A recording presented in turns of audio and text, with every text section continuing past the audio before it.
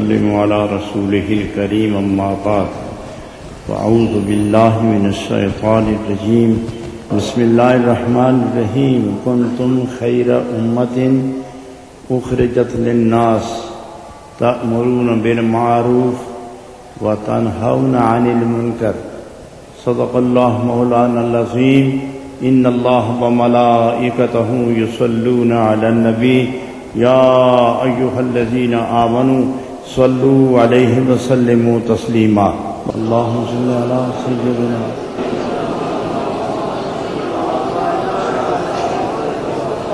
دربار عالیہ نیری شریف کے آسمان کے چمکتے ستارے حضرت پیر فضل ربانی صاحب، محترم پیر شیر ربانی صاحب، محترم پیر شمس اللہ رفین صاحب اور دنیا علم کے ماہتاب، عمل اور اخلاص کے پیکر جناب علامہ ڈاکٹر محمود اسحاق قریشی، سابق وائس چانسلر محی الدین یونیورسٹی نیری شریف، معزز اکابر علماء کرام اور تمام حاضرین، مخلص اور صاحب صدق و ایمان، وابستہ دامن نبوت، پیکر محبت، آج اس نئی شہر سے دور ایک مختصر سی بستی کے سر پر آباد نئی تعمیر شدہ ایک طویل عریض مسجد اپنے دامن میں، اپنے سینے میں عاشقین رسول کو دیکھ کر، بندگان خدا کو پا کر، نہ جانے یہ زمین کتنی بار اللہ کا ذکر کر چکی ہوگی۔ معزز حاضرین، آپ نے پاکیزہ کلمات سماعت فرمائے، مدعا وہی تھا جو آپ نے سماعت فرمایا ہے۔ میں صرف ایک ہی بات عرض کروں گا کہ اللہ رب العالمین کے اس فرمان ذی شان پر پوری توجہ مرکوز کرنی ہوگی، اور اللہ رب العالمین نے پہلے آپ کا منصب، آپ کی حیثیت، آپ کی عظمت، آپ کی توقیر اور اپنے ہاں عزت کس شان سے اس کا اعتراف اور اظہار فرمایا، اور اس کے بعد ایک ذمہ داری سونپی تھی۔ اس احترام، اس عزت، اس قبولیت، اس وقار اور اس آبرو کا تاج جو آپ کے سر پہ رکھ کے سجایا ہے، اس کے بدلے میں شکرانے کے طور پر، اظہار تشکر کے طور پر ایک فریضہ عطا کیا ہے کہ یہ فریضہ ادا کرتے چلے جاؤ، میری دی ہوئی نعمت کا شکر ادا ہوتا رہے گا۔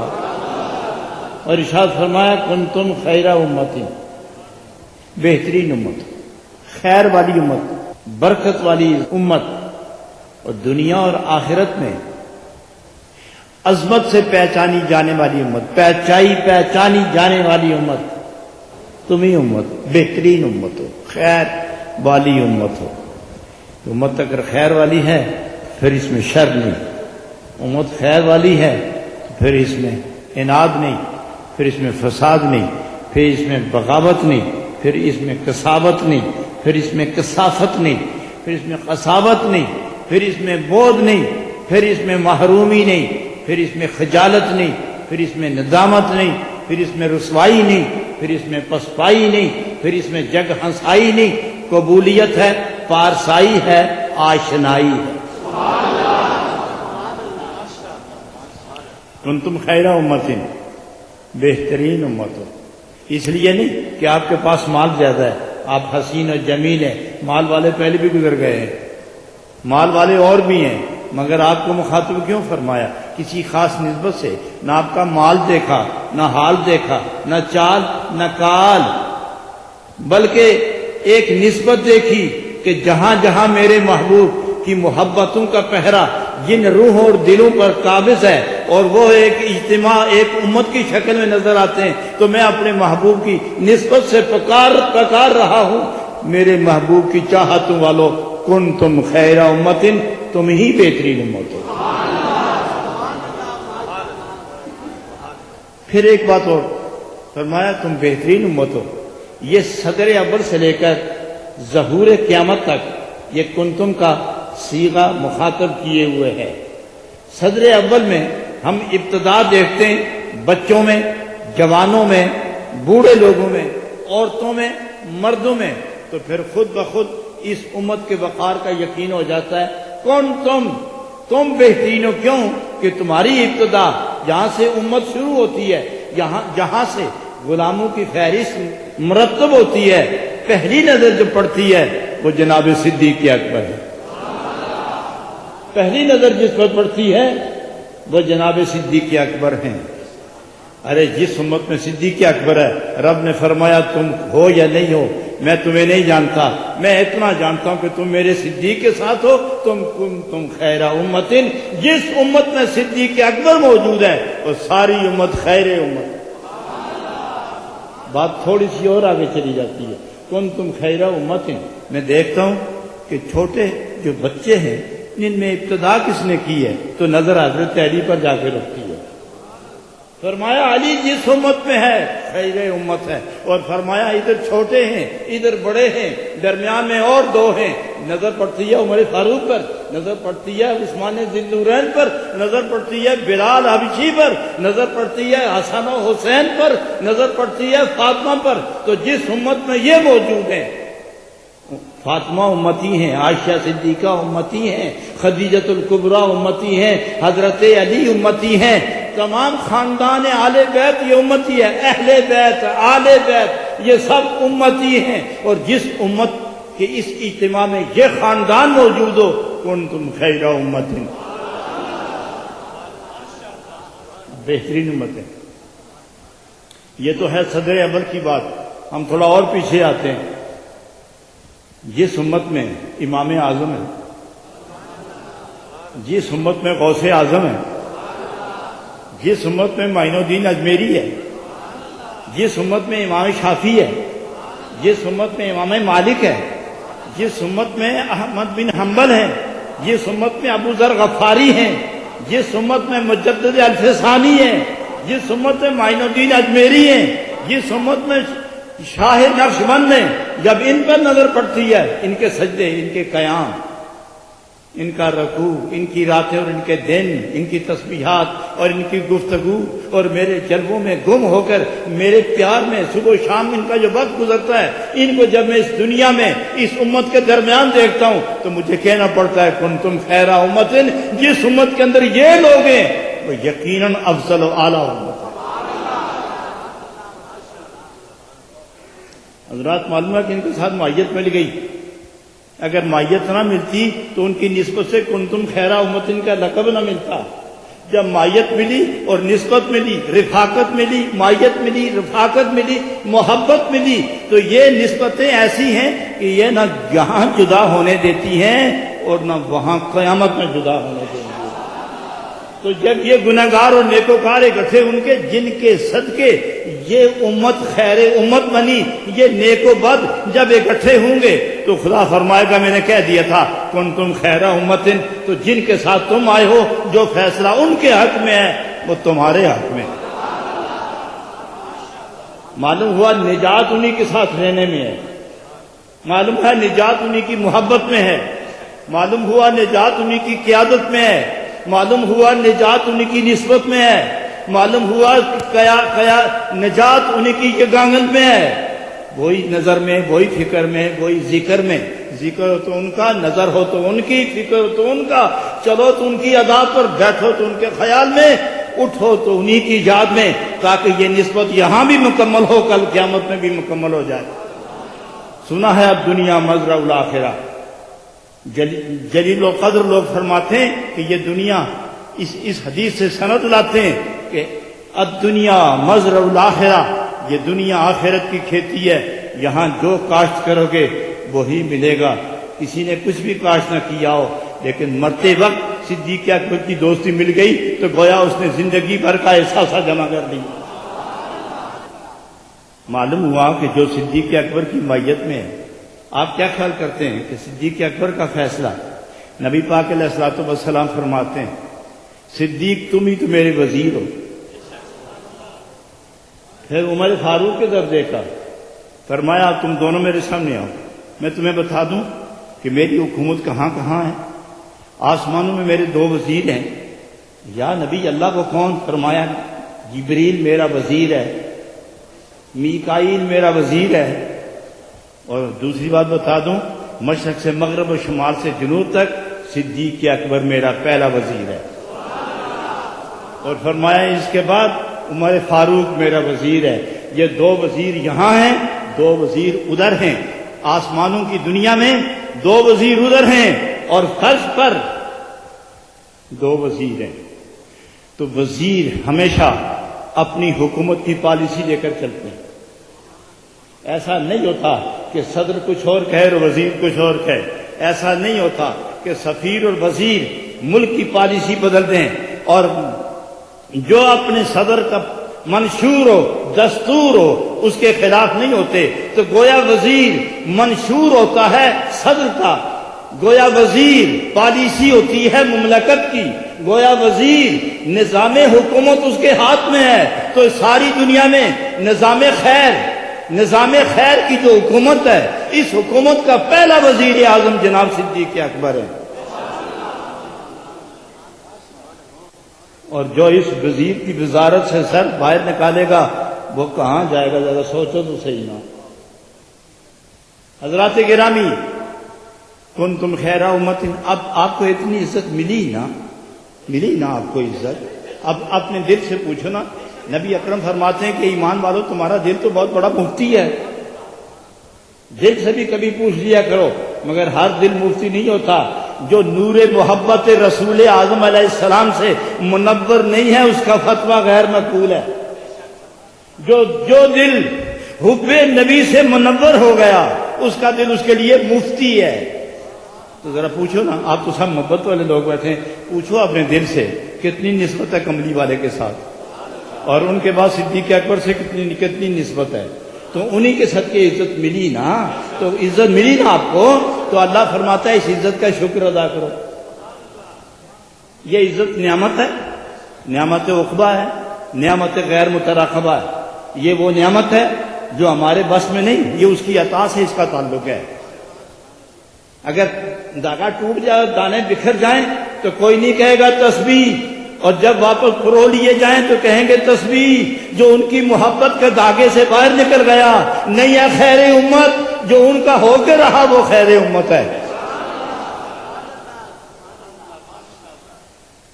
حضرات آج کل تو بہت بڑی بیماری پھیل رہی ہے، اس کا وقت نہیں ہے کہ میں کوشش کروں، لیکن میں اتنا عرض کروں گا کہ حضرت صدیق اکبر کے پاؤں پکڑ کے رکھنا، عمر فاروق کا دامن پکڑ کے رکھنا، عثمان ذی النورین کی حیا کے نور کے اندر چلتے رہنا، علی المرتضیٰ رضی اللہ عنہ کو اپنا آقا و مولا مان کر چلتے رہنا، ان چاروں کی انتہا در رسول ہے۔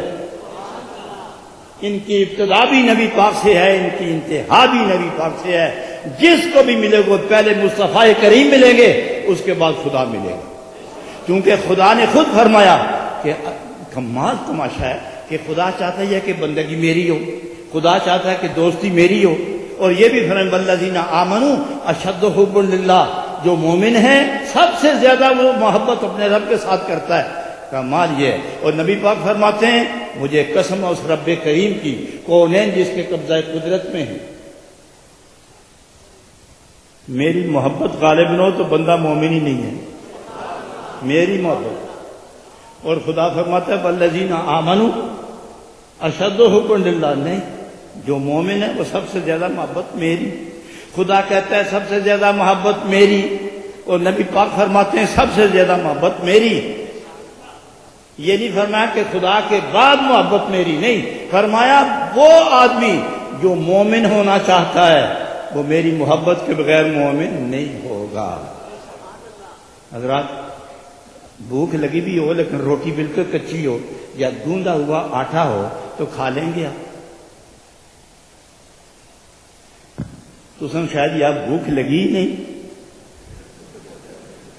تو یا آپ کچا بھی کھا سکتے ہیں۔ کچی روٹی بالکل کچی، ذرا سا تپش کا سلسلہ اس کو پہنچاؤ، بہت معمولی، دونوں طرف سے کچی ہو، کھاؤ گے؟ کچا گوندا ہوا آٹا کوئی کھائے گا؟ پکا ہی کھاؤ گے نا حضرات. اگر آپ بھوکے مر رہے ہوں تو پھر بھی کچا آٹا نہیں کھاتے تو وہ محبت جس میں نبی پاک کی عظمت محفوظ نہ ہو وہ محبت ایمان کا بنتی ہے. وہی محبت ایمان بنے گی جو کامل ہو. جس کو محبت مل گئی اسے ایمان مل گیا, جسے ایمان ملا وہ مومن ہوا, جو مومن ہے اس کا تعلق خدا سے ہو گیا. تو گویا خدا نے یہ روایت قائم کی ہے کہ جو مومن ہو کر میرا پڑھنا چاہتا ہے وہ میرے محبوب کی بارگاہ سے ہو کر ہے. اور نبی پاک کی بارگاہ میں دروازے 4 ہیں. ایک دروازہ ہے, اس دروازے کے کواڑ 4 ہیں, ہے ایک, درجے 4 ہیں. ایک کا نام صدیق ہے, ایک کا نام عمر ہے, ایک کا نام عثمان ہے اور ایک کا نام علی ہے. اس مسجد کے 4 دروازے ہیں. جس سے آؤ گے مرکز ایک ہے. یہ چاروں آپس میں ایک ہیں. کوئی ایسا دروازہ نہیں جو دوسرے کی مخالفت کرے. ہر دروازے سے یہ ہے کہ محراب تک پہنچا جائے. ان چاروں کا مدعا کیا ہے؟ ہر بندہ میرے نبی کا غلام ہو جائے. آپ کو عزت ملی, اب عزت کے بدلے میں ارے جو دانشور شریف النفس, دانشور شریف النفس, حیادار صاحب کردار لوگ ہوتے ہیں, وہ جس سے نعمت ملے اس کا شکر ضرور ادا کرتے ہیں. تو رب نے نعمت دی کس کو دی؟ ارے بولو بھی اللہ کے بندو. جس کو رب کی نعمت دی اس میں آپ شامل ہیں تو پھر بولتے کیوں نہیں؟ مجھے شک پڑ گیا کہ شاید آپ ان میں شامل نہیں ہیں. استغفر اللہ ربی.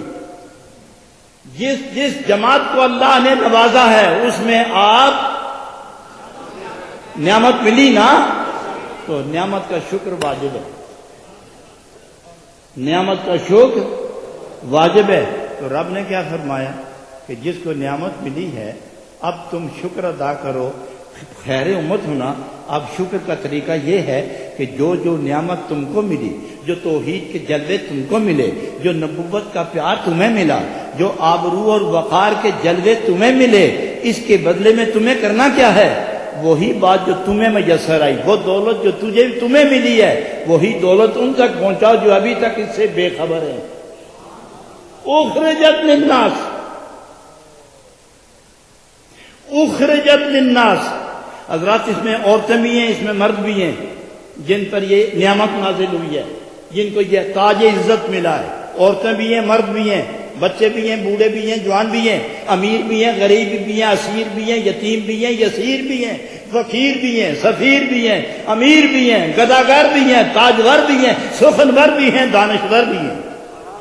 یہ سارے اس میں شامل ہیں سب. فرمایا اخرجت للناس. پہلے فرمایا تم امت ہو, اور ادھر رخ کرو جو امت نہیں ہیں, الناس. یہ جملہ قابل غور ہے. امت خاص ہے, الناس عام ہے. فرمایا ان کی طرف نکلو جو ابھی تک در رسول تک نہیں پہنچے, ان تک پہنچو جو ابھی تک سجدہ بندگی نصیب نہیں, ان کی طرف جاؤ جنہیں توحید کے جلووں کی خبر نہیں, ان کی طرف جاؤ جو رسالت کی عظمت سے بے خبر ہیں, جو ایمان کی دولت سے ناآشنا ہیں, جو قرآن کی عظمت سے بے خبر ہیں. ان کی طرف نکلو تو کرو کیا؟ اخرجت للناس تأمرون بالمعروف. انہیں وہ نیکیوں کا درس دو جو نیکی انہیں در رسول تک لے جائے. انہیں گناہوں سے روکو, خدا اور خدا کا محبوب راضی ہو جائے. اخرجت میں یہ حکم نہیں ہے کہ کون نکلے اور کون نہیں. اور کچھ لوگ تو عورتوں سمیت نکل گئے, کچھ لوگ عورتوں سمیت نکل گئے. اور حکم یہ ہے کہ عورتیں اگر نماز بھی پڑھیں تو اپنے بند کمرے میں پڑھیں.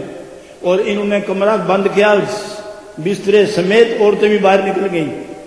حضرات وہی تبلیغ کر سکتا ہے جو دین کے مقاصد سے آگاہ ہو, جو قرآن کے نظم و نسق اور ناسخ منسوخ سے واقف ہو, جو قرآن کی آیات کا ربط جانتا ہو, جو نزول قرآن کا منشا جانتا ہو, جو ترجمے اور تفسیر سے آگاہ ہو، جو حدیث رسول سے آگاہ ہو، جو فقہی مسائل سے واقف ہو، جس کا دل نور نبوت کے جلووں سے آشنا ہو، جو خود نیک اور دوسروں کو ایسی نیکی بتائے کہ اس نیکی کے بدلے میں وہ شخص اپنے دل و روح کے اعتبار سے مدینہ طیبہ کی گلیوں میں پھرتا ہوا نظر آئے۔ اس تبلیغ کو تبلیغ کیوں کہتے ہو؟ تبلیغ تو اس کو کہتے ہیں، تبلیغ یہ ذہن میں رکھو، تبلیغ اس کو کہتے ہیں جو ناآشنا ہو، اس کو واقفیت کرانے کا نام تبلیغ ہے۔ جو بے خبر ہو اس کو خبر دینے کا نام تبلیغ ہے۔ جو اندھا ہو اسے آنکھیں دینے کا نام تبلیغ ہے۔ جو بارگاہ اقدس کی گلی کا راستہ نہیں جانتا اس راستے پہ لے جانے کی تنظیم اور ترتیب و ترکیب کو تبلیغ کہتے ہیں۔ غیروں کے لیے تبلیغ ہے، اپنوں کے لیے واعظ ہے، غیروں کے لیے تبلیغ ہے۔ یہ لفظ کہ میں مبلغ ہوں حضرات یہ نہیں، بلکہ واعظ کہنا ہے۔ مبلغ جو کلمہ حق کافروں کو پہنچایا جائے، اور واعظ وہ جو اپنوں کی غلطی کا ازالہ کرتا چلا جائے۔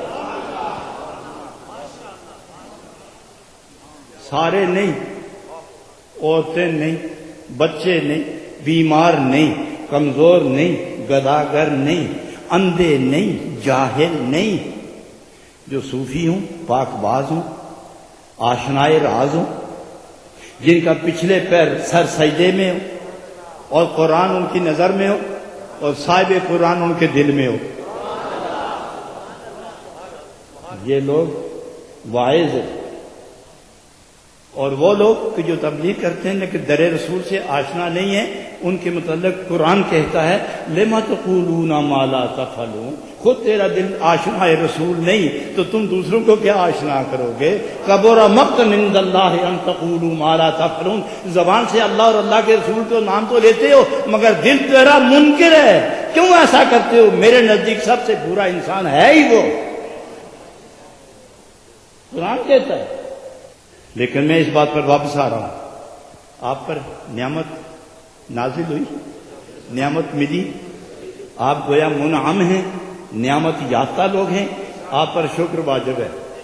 اچھا ایک بات سنو، اللہ نے فرمایا اخرجت للناس، لوگوں کے آگے چلو، تامرون بالمعروف، حکم دو ان کو، تو آپ کے لیے یہ کیوں نہیں کہا گیا کہ تمہیں نعمت ملی ہے نیکیاں کرو؟ فرمایا نیکی کرواؤ۔ آپ کو یہ کیوں حکم نہیں ملا کہ گناہ چھوڑو؟ نہیں، فرمایا گناہ چھوڑواؤ۔ آپ کو حکم نہیں ملا کہ تم نیکی کرو۔ یہ آیت کیا کہتی ہے؟ نیکی کا حکم دو۔ اس سے مفہوم یہ نہیں کہ تم بھی نیکی کرو، اور گناہ سے روکو۔ یہ حکم نہیں ملا کہ تم رکو، نہیں، فرمایا روکو۔ کیوں؟ آپ جانتے ہیں کہ میں مثال عام دیا کرتا ہوں، ایسا ممکن ہے کہ سورج اور دھوپ نہ ہو؟ یہ میری عام مثالیں ہیں۔ سورج اور دھوپ نہ ہو، دریا اور روانی نہ ہو، پھول اور خوشبو نہ ہو، زمین ہو اور نیچے نہ ہو، آسمان ہو اور اوپر نہ ہو، ستارے ہوں اور چمکے نہ، بلبل ہو اور تڑپے نہ، کلی ہو اور پھول نہ بنے، حضرات گرامی مومن ہو اور وہ نیکی نہ کرے،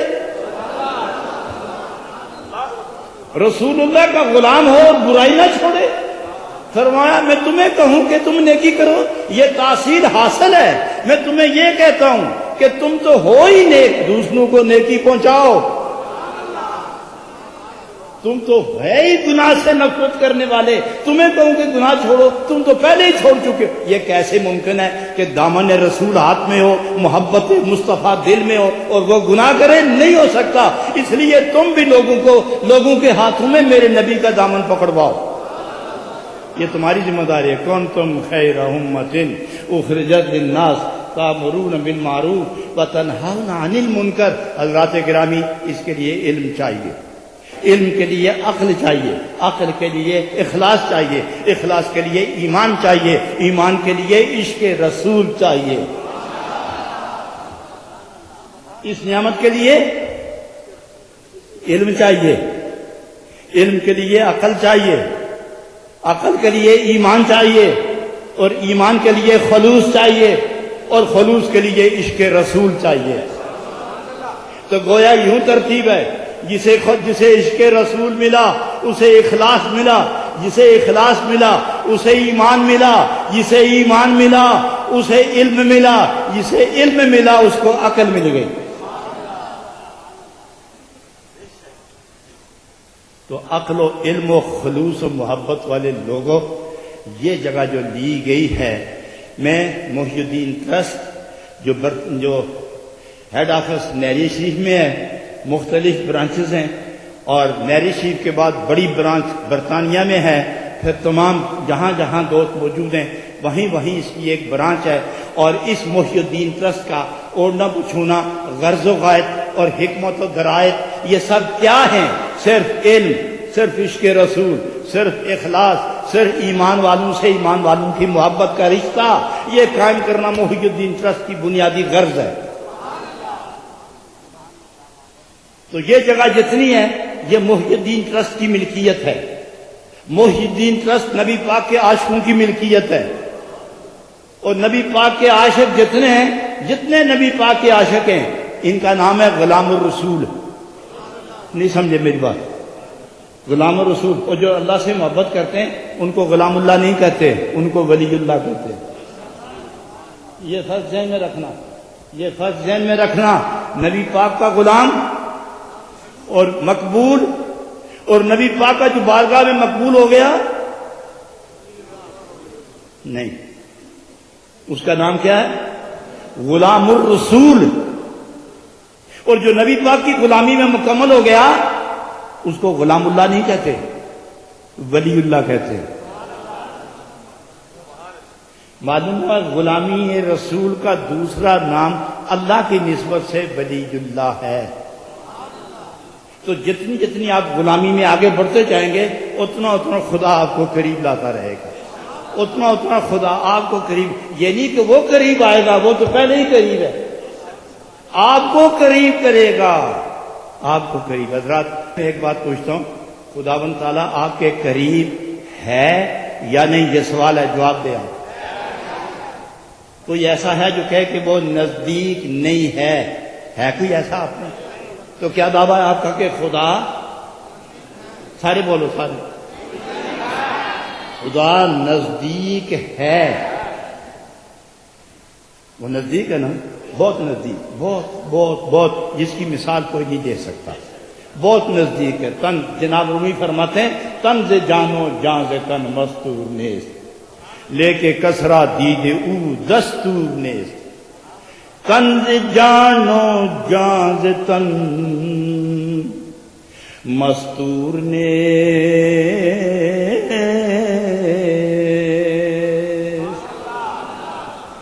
تنز جانو جاند تن مستور نیست، لے کے کسرا دید او دستور نیست۔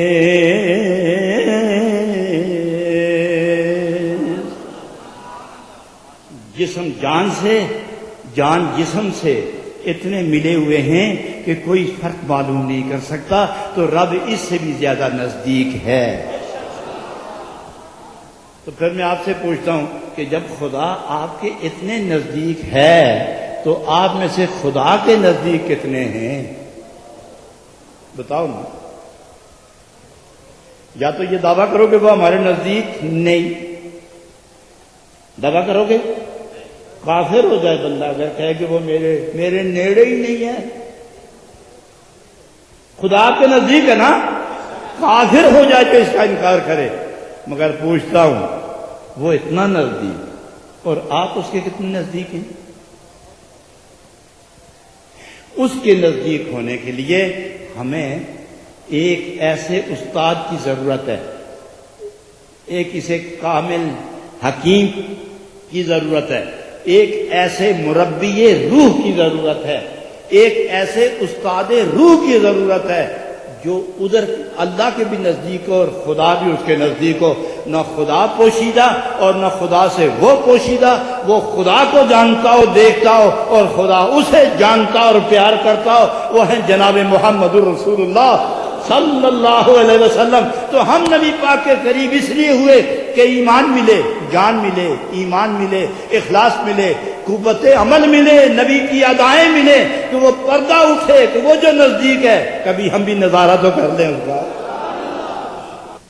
اور میں ایک مشہور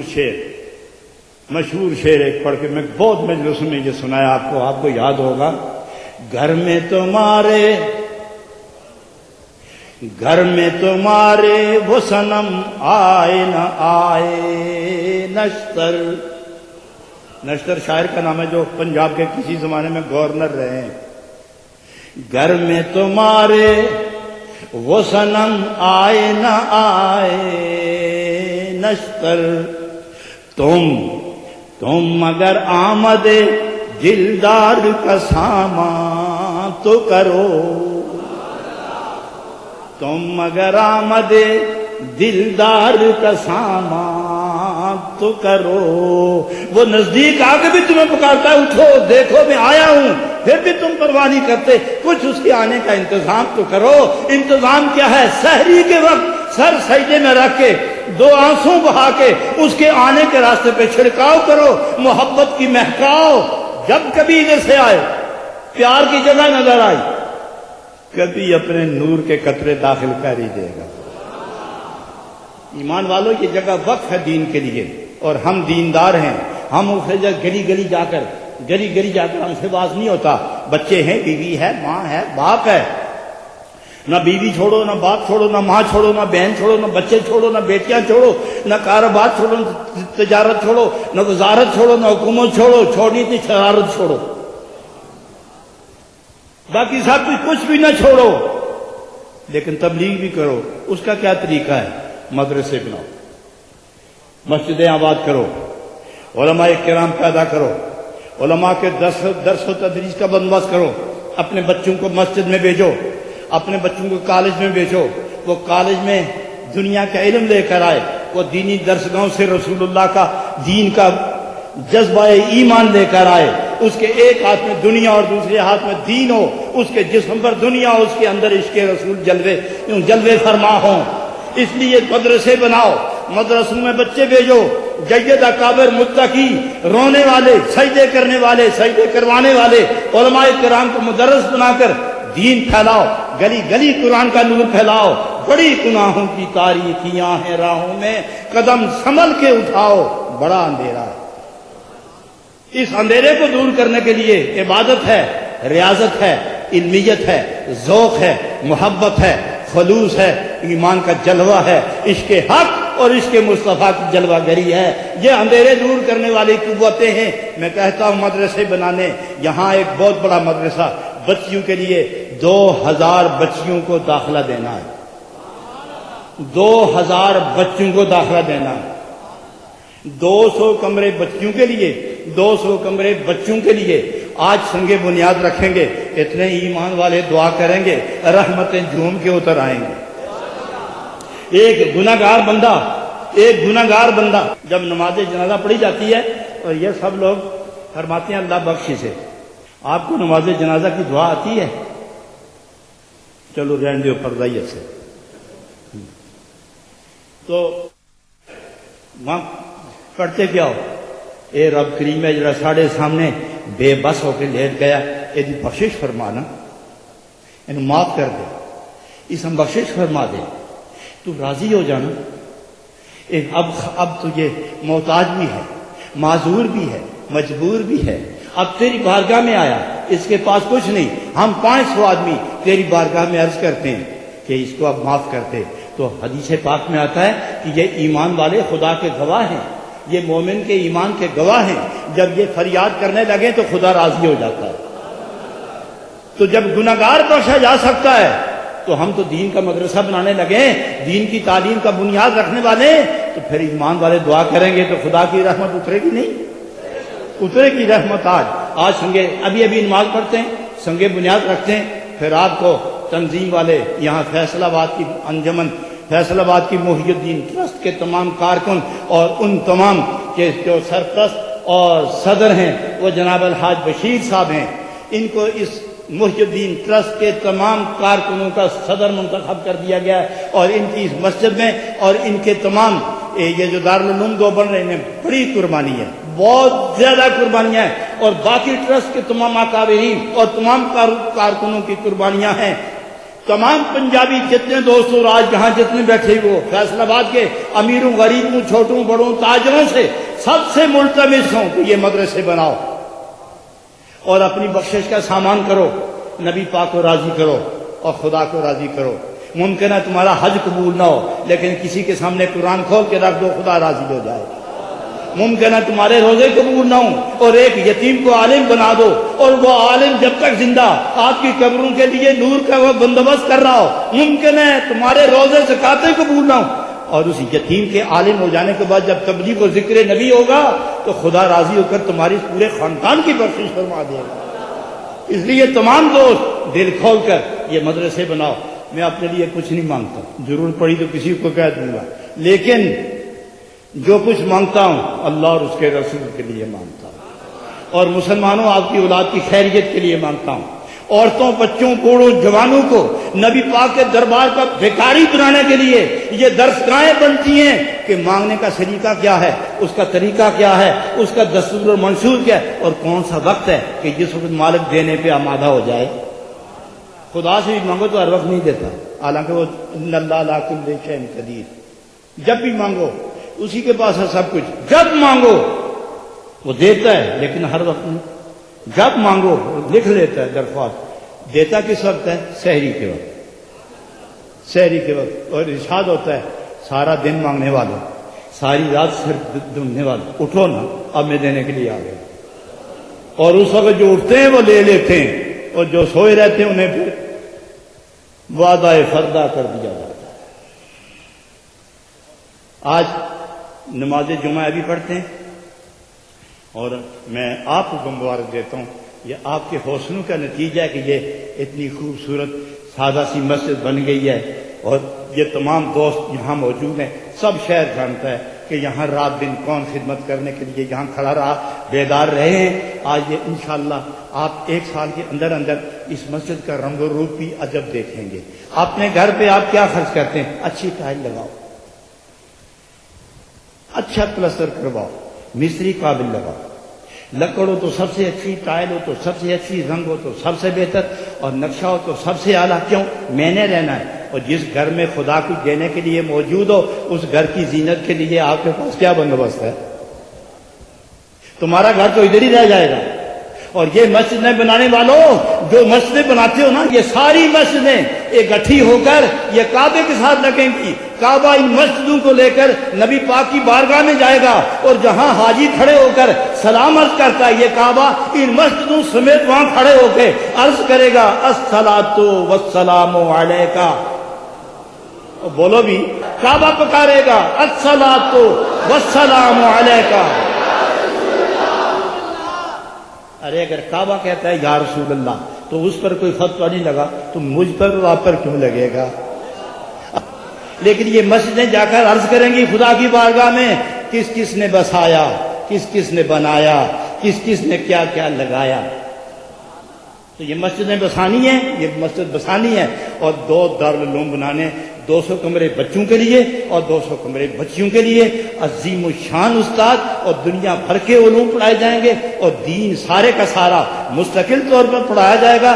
میں اپنی بچیوں کو، اپنی بچیجیوں کو، اپنی بانجیوں کو، اپنی بہنوں کو نبی پاک کے دین کا عالم دیکھ کر ان کے ہاتھ میں رسولی جھنڈا دیکھنا چاہتا ہوں کہ وہ بچیاں جس گھر جائیں نبی کے عشق کے چراغ لے کر جائیں، علم کے دیے لے کے جائیں، اور لڑکے جدھر جائیں برائیاں مٹاتے جائیں، نیکیاں تقسیم کرتے ہوئے جائیں، اور عشق رسول کی خوشبو مہکاتے ہوئے جائیں۔ آپ خوش نصیب ہیں، ہم نے مسجد بھی بنانی ہے مگر دارالعلوم بنانا ہے۔ تو آپ کا کیا خیال ہے، پہلے دارالعلوم یا پہلے مسجد؟ دونوں، ماشاءاللہ دونوں۔ کون کون کس طرف ہوگا؟ مسجد والے پاسے کتنے ہو سن، مدرسے والے پاسے کتنے ہوں گے؟ ہم نے مل کے کام کرنا ہے، اور جب تک میں اور میرے بھائی زندہ ہیں اللہ ان کو بہت دور تک زندہ رکھے۔ وہ دین کا خوبصورت چراغ ہے، وہ آسمان دین کا روشن ستارے ہیں، اور جدھر جاتے ہیں اللہ اور اس کے محبوب کا نغمہ الاپتے جاتے ہیں۔ جب تک ہم زندہ ہیں ہم نبی کے دین کا جھنڈا اٹھا کے رکھیں گے، اور میں آپ سے بھی یہی توقع کرتا ہوں کہ جہاں جھنڈا ہم سے لہرانے لگے وہاں اس کو اور مضبوط کر کے اونچا کر دو۔ درس بنانے ہیں 2، مسجد بنانی ہے 3، اور اس کے لیے دل کھولو، دماغ کھولو، روح منور کرو۔ میں آج آپ سے چندہ تو نہیں مانگتا لیکن تعاون کی اپیل کرتا ہوں۔ یہ جو دارالعلوم 2 بنیں گے یہ 10-10 کمروں کا ایک بلاک بنے گا، 200 کمرے، 20 بلاک بنیں گے لڑکیوں کے لیے اور 20 بلاک لڑکوں کے لیے۔ کلاس روم علیحدہ ہوں گے اور رہائشی بلاک علیحدہ ہوں گے۔ یہ صرف طلباء کے لیے، طالبات کے لیے، طالبین علم کے لیے، اور یہ ہم نے بنانے انشاءاللہ۔ میں اپنا آپ بیچ دوں گا لیکن منصوبہ ناکام نہیں ہونے دوں گا انشاءاللہ، اور یہی توقع ہے آپ سے کہ تھوڑا ہو یا زیادہ بس قربانی دیں۔ کب میں مانگتا ہوں کہ ہر آدمی 2-2 لاکھ دے؟ ارے قطرہ قطرہ بہمی شود دریا، جو جی میں آئے وہ دیتے جائیں۔ اور ہمارے ناظم جو ہیں اور ہمارے صدر گرامی، ان سے رابطہ کر کے رقم جمع کروائیں، کوئی سیمنٹ دے، کوئی اینٹیں دے، کوئی لوہا لائے اور کوئی ریت لائے، کوئی کرش لائے۔ کنتم خیر امت اخرجت للناس تأمرون بالمعروف وتنہون عن المنکر۔ بس یہ سمجھنا کہ میں کوئی خوفناک تقریر کر گیا ہوں، میں اپنے اظہار محبت کر گیا ہوں۔ ماشاءاللہ اتنا ہجوم اور شہر سے اتنے دور اور اتنا بڑا ہجوم، لگتا ہے عشق رسول کی زنجیر آپ کو کھینچ کر اپنے محبوب کی باتیں سننے کے لیے لے آئی ہے۔ وآخر دعوانا ان الحمد للہ رب العالمین۔